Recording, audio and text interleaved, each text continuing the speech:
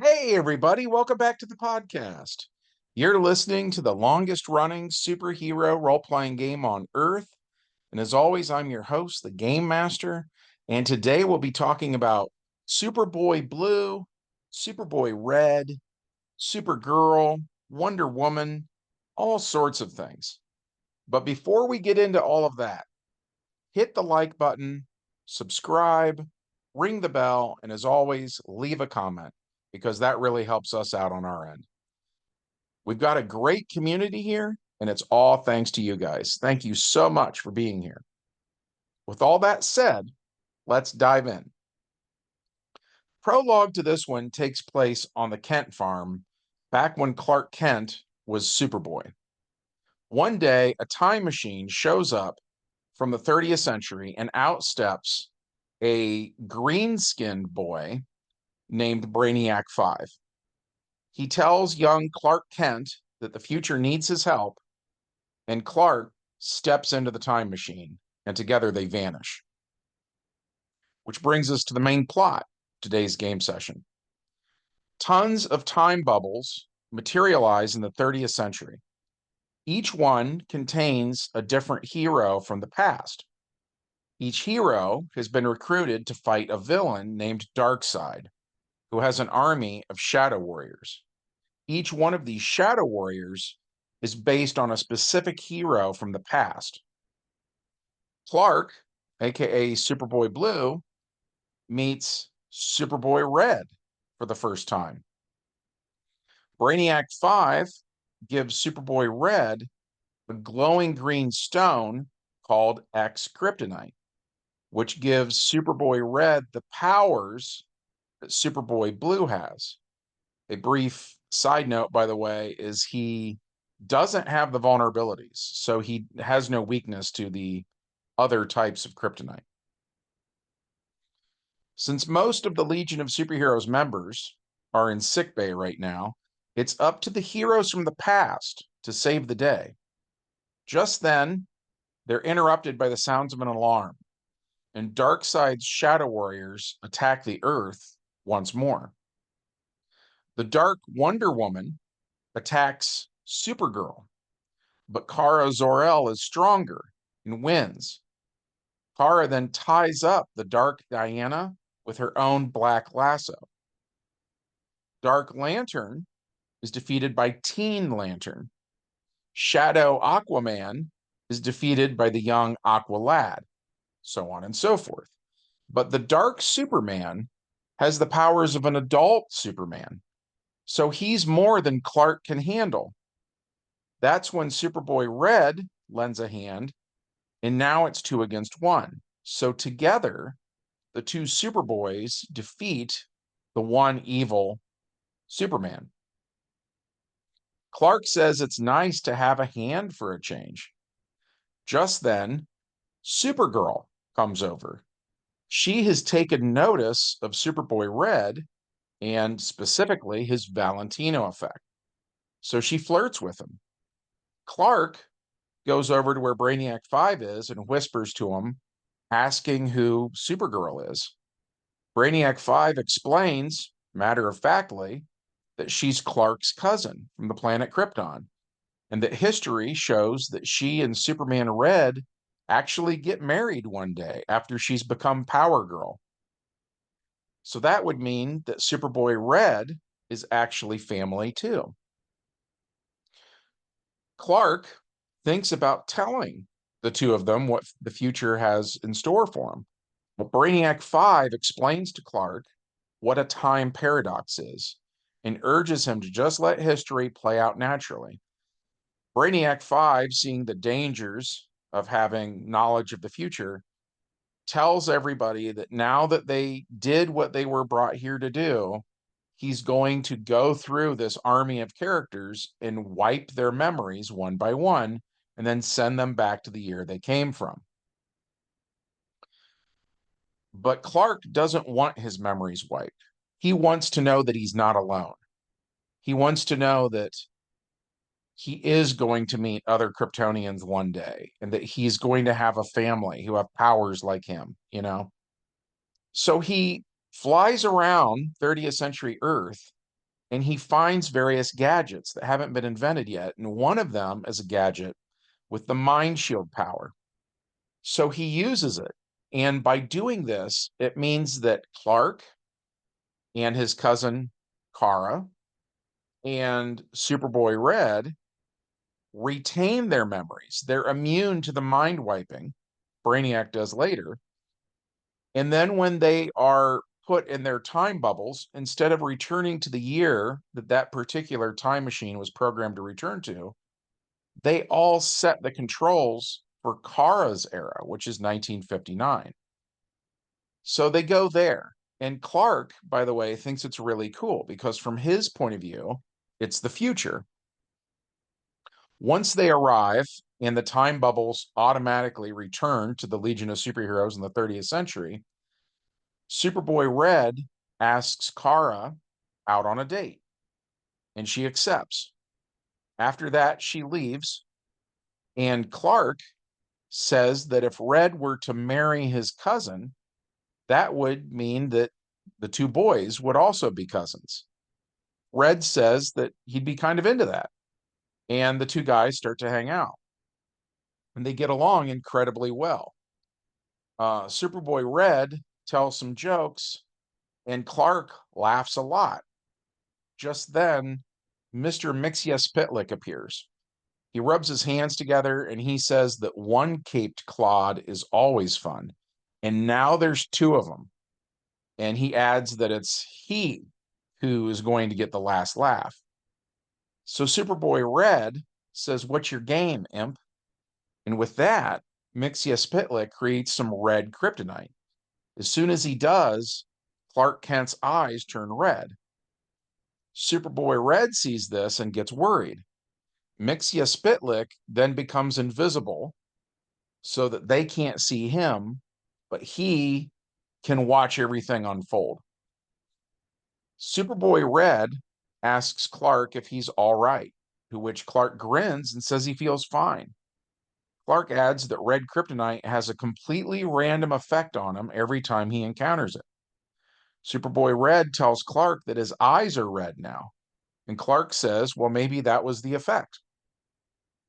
Superboy Red, though, is worried that, of course, Clark is somehow evil now and that he's just lying to avoid conflict.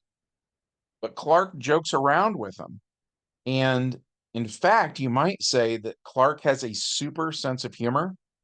That was a big deal with the pre-crisis Superman and Superboy is they can do anything a human being can do, but to a super degree, right?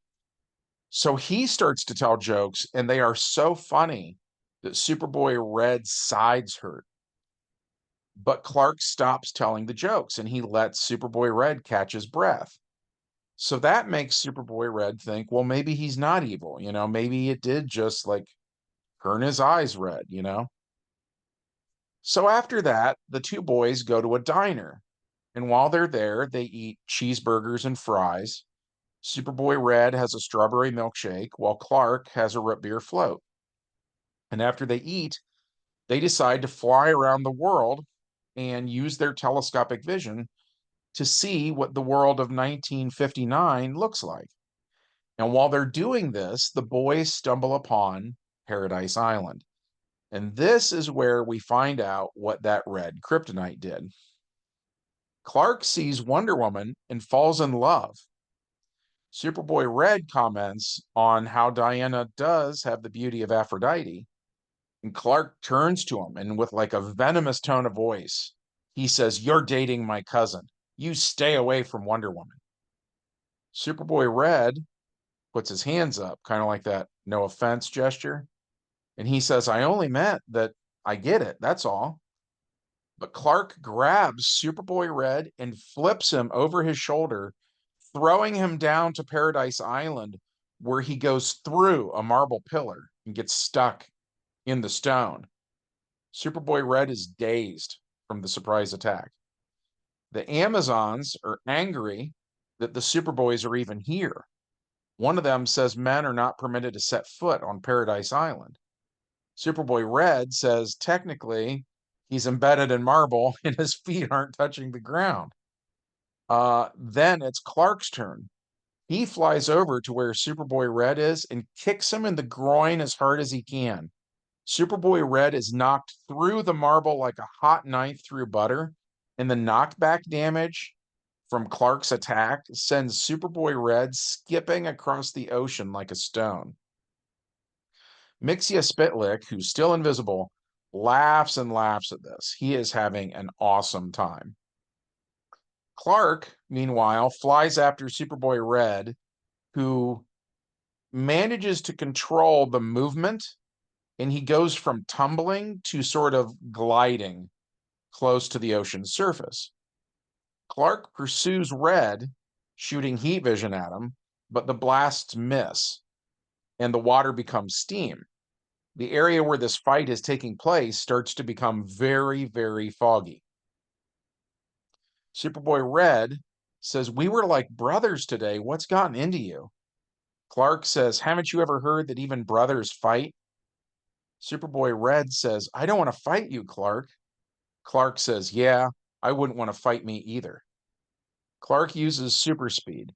He punches Superboy Red countless times in a single round.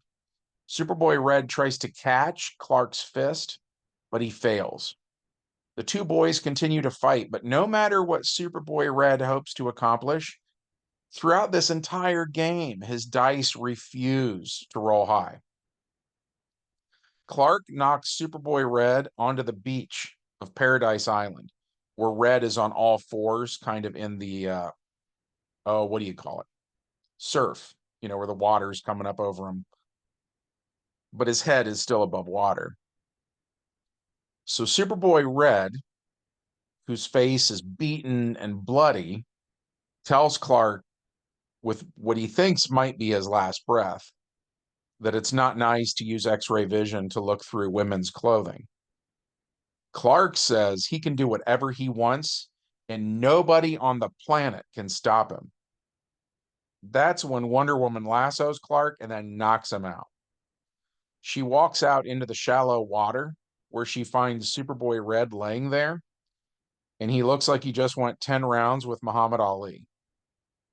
So Diana asks him why they're so young. Superboy Red says they were recruited by the Legion of Superheroes and taken to the 30th century. So was she, by the way, when she was Wonder Girl. So she actually remembers this. Mixius Pitlick shows himself, and one of the other Amazons seems to be casting a spell where the words she speaks are kill, tipsy, sim. Mixius Pitlick says, "Kill tipsy, Zim? What kind of spell is that?" Wonder Woman smiles and says, "It's a banishment spell." And with that, Mixia Spitlick returns to the fifth dimension. Which brings us to our epilogue. The following night, Superboy Red shows up for his date with Supergirl. And when she comes to the door, she sees his face and how badly Clark beat the crap out of him. She asks what happened, and Superboy Red says that Mixia Spitlick used red kryptonite on Clark. Kara feels bad for him, and they fly to a pizza place on the outskirts of Smallville. While there, they make small talk and actually find out they have a lot in common. Superboy Red puts a quarter in the jukebox and plays Sleepwalk by Santo and Johnny. After that, they go to a drive-in movie theater where they watch a kaiju movie. Superboy Red is paying attention to the movie, and it is Kara who is feeling amorous, so she puts the moves on him. For a second, Superboy Red thinks that Mixius Pitlick must have exposed Kara to red kryptonite too, but Kara insists that that's not the case. Superboy Red says that he's not so sure. He doesn't think that girls in the 1950s act like this. And Kara reminds him that she just arrived on Earth. She's not from here. She's from Argo City. And 1950s Earth culture is completely irrelevant. So she kisses him. And Superboy Red decides that if getting beaten up by her cousin was kind of worth it if this is how it ends. So that was it for this one. If you watched the video before this one, then you probably already know that this was our attempt to reconcile the madness that was Dean Cain. Um, him saying that he wanted Clark to use X-ray vision on Wonder Woman is why we made him Superboy instead of Superman. It's why we used red kryptonite. It's why we brought in Mixius Pitlick, um, so on and so forth. And by the way, like I mentioned in the video about the Martian Manhunter's daughter, I love 1950s pop culture. I love drive-in movie theaters, old diners, cars with fins on the back, all that stuff, right? And I'm also a huge fan of Supergirl. Um, in fact, Kara Zor-El might actually be my favorite comic book character of all time. I'd have to think about it, but she is for sure up there, right? So between all of these things, I actually really enjoyed this adventure. Even though my character got the crap kicked out of him, I didn't care. I still liked this adventure. Hopefully, you guys enjoyed hearing about it. If so, as always, smash the like button, check to see if you're subscribed, ring the bell for notifications, and leave a comment because that helps out the YouTube algorithm. From all of us here at the longest running superhero RPG on Earth, we hope you guys have a great week, and we'll see you in the next adventure.